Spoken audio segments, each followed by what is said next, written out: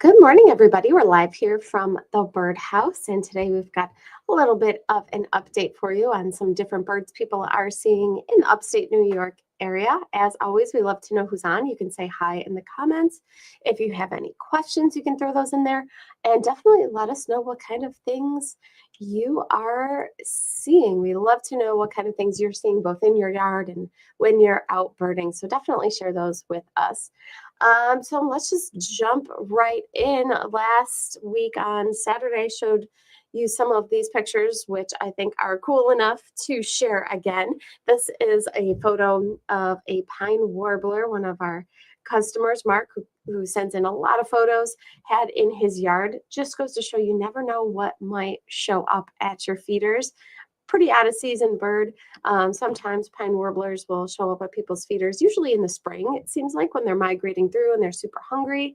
But this pine warbler was coming to the suet feeders, and then also he sent in a video here of it coming to the flaming hot feast cakes, which have sunflower hearts, peanuts, mealworms. So seems to be eating a variety of things in the suet feeder kind of category here. So here's the video that Mark sent in also of this pine warbler.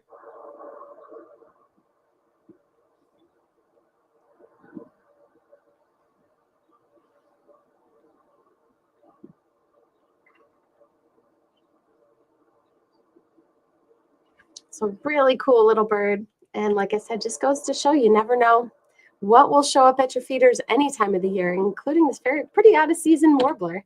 Usually we talk about warblers in the spring when they are starting to migrate back in the area from down south. But some other birds to be on the lookout for are golden crown kinglet. So speaking of little birds that are warbler-like, golden crown kinglets are small little birds that kind of flit around and bounce around in trees and shrubs, and they are being seen in the area right now. Not so much the ruby crown kinglets, but golden crown kinglets have been spotted.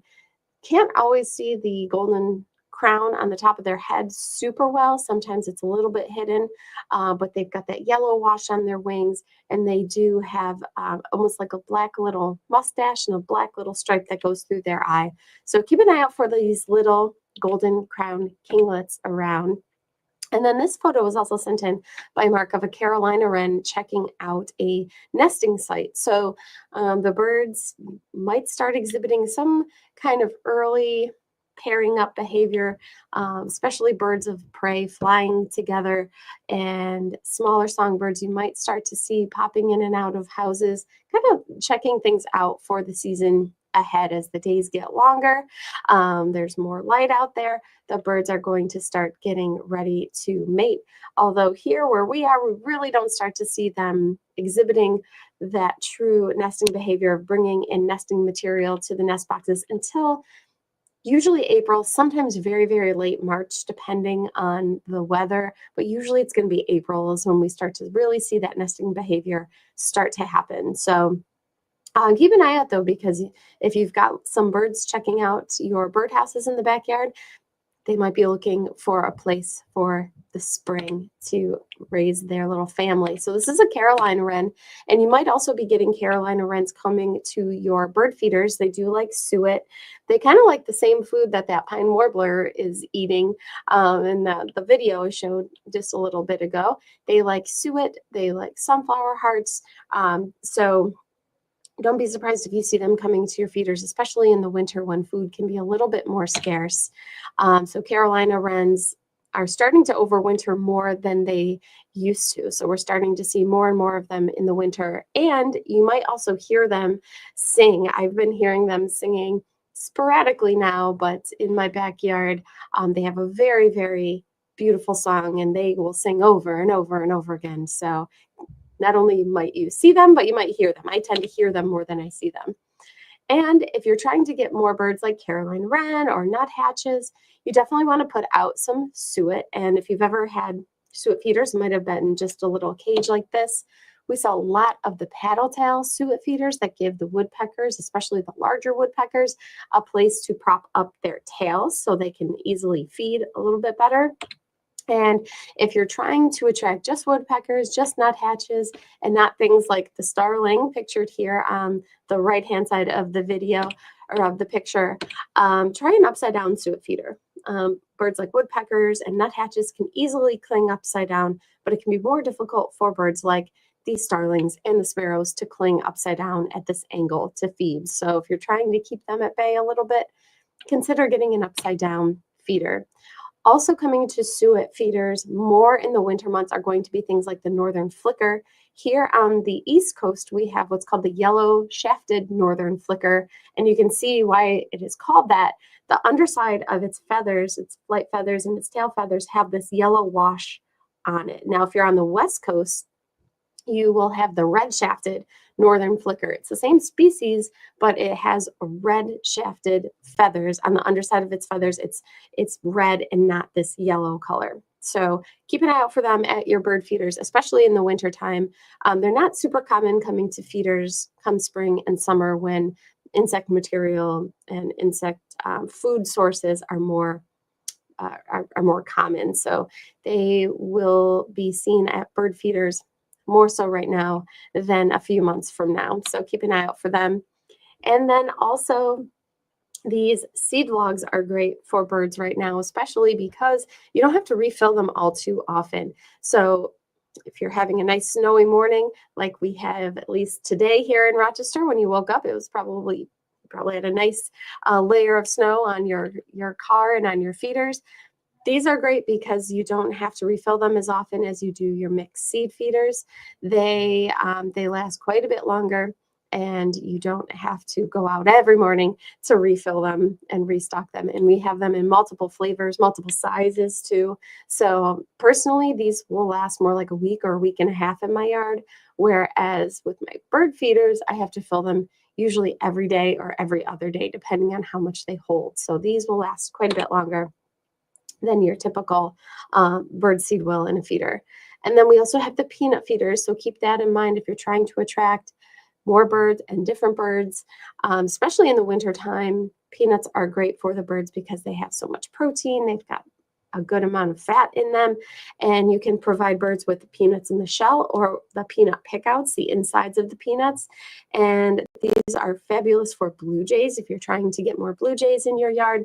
And then again, those clinging birds like woodpeckers and titmice and nuthatches, they all love these peanuts. And peanuts are also a favorite of chickadees. So I've been getting lots of chickadees in the yard, and they go to the peanuts first thing before anything else. If they have a choice, they go right for those peanuts. And then don't forget, of course, keeping your feeders full, your sunflower seed feeders.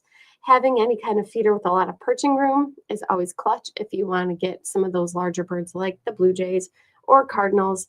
If you've got a feeder that just has little stick perches, it can be hard for them to land on because they are such a large bird. And if you want to bring the birds even closer to you to enjoy for either yourself or your pets, like this photo shows, window feeders are also a great option. Now, it can be hard to get them to attach to the window this time of the year when it is so cold. Typically with window feeders, you want to attach them originally when it's 50 degrees or more outside temperature wise. So right now is not the best time to put up a window feeder, but once you have that window feeder up, unless you've got squirrels jumping on it constantly or something like that, they'll really stick all throughout the winter. So keep that in mind if you're looking for a way to bring the birds closer to you. We do have a whole bunch of different types of window feeders as well. As far as some birds that have been seen around the area, keep your eye out for pine siskins coming to your Niger feeders. There have been quite a few of them spotted, and then they'll also come to roadsides. I mentioned this on Saturday. They're known to eat road salt. So they like the minerals and the nutrients that are in the road salt. And so they're sometimes seen this time of the year when we've got all those salt trucks driving around and laying down the salt. You can sometimes see small flocks of them eating that road salt on the side of the road. So keep an eye out for that too. And they do love the Niger feeders. They'll come to the same types of feeders as your goldfinches and red poles will.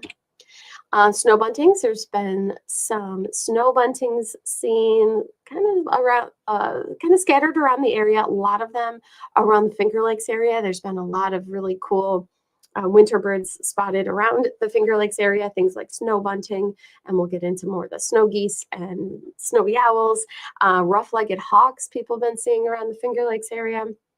So open fields, if you're going out birding, slow down around those open fields because that's a great place to look for these snow buntings, for things like northern harrier, rough-legged hawk. And snow buntings, you can sometimes see just a couple or sometimes a nice big flock flying low over the fields. So keep an eye out for them. The snow goose migration, I've been keeping an eye on because we do have a huge snow goose migration that comes through the Montezuma area, usually right around the Montezuma area every year. So again, around the Finger Lakes area. And this is a picture from the snow goose migration in Montezuma. Hundreds of thousands of snow geese are known to fly through, usually late February. So we still have some time. I was looking around the maps on eBird, and it seems like there's been some scattered around. There's definitely some around. You can definitely find some snow geese, not huge flocks like this is showing at the moment.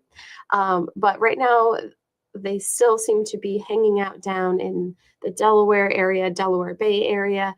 That is their overwintering spot. So not so much on the move yet, but we will keep an eye on this because this is a spectacular migration event that you can see right here in the area. So once these geese seem to be on the move, we will keep you informed about that. And then snowy owls. So last year was kind of a poor year for snowy owls. Really didn't have much activity, but this year snowy owls have been, we've been having a pretty good year for snowy owls. So there's been some scattered along the lake shore of Lake Ontario, but there have been some spotted again around the Finger Lakes Airport. So if you're trying to find certain species, I highly recommend going on eBird. You can look things up by the species. You can look things up by your county and see what people are seeing and where. And Finger Lakes Airport has been pretty good. I just took a screen capture of this morning of the different birds that you can find in different areas. So if you are, no matter where you are in the country or even in the world, you can pull up eBird, the eBird site. It's run by the Cornell Lab of Ornithology, and you can find all these different birding hotspots, and you can see charts like this. So this is the location information for the Finger Lakes Regional Airport, which is fairly close to us, about within an hour's drive from us. It's a great birding spot, and it'll show you all the different birds that have been seen in the past month, in the past year. You can filter the data however you want to, and it'll show you the most recent sightings. And if people have uploaded photos, it'll show you those too. So not only are people seeing the snowy owls there's been pictures of short-eared owls there, kestrel, northern shrike. So it's really cool. If you're anywhere in the world, you can always pull up eBird to see what birding hotspots are close by to you. So I highly recommend that any time of the year. But if you're trying to find a specific species, that can be super, super helpful as well. So that is my little update for you guys today. We'll be back on Saturday with another broadcast. And until then, I hope you guys have a great week. Another thing to be on the lookout for this weekend is we are starting our caption contest again on our Facebook page. So for a while we were doing our photo caption contest where we post a picture from our photo contest, and then whoever comments on it and that comment has the most likes and reactions, they win a gift certificate to the store. So costs nothing to enter. And we are going to be starting that again on Sunday. So keep an eye out for that. Definitely make sure that you are following us on Facebook. We have all the socials going on. We've got the Facebook, we've got Instagram, we've got TikTok. So you can find us on all of those. But we'll be back on Saturday with another broadcast. And until then, have a wonderful week, and we'll talk to you soon. Bye-bye.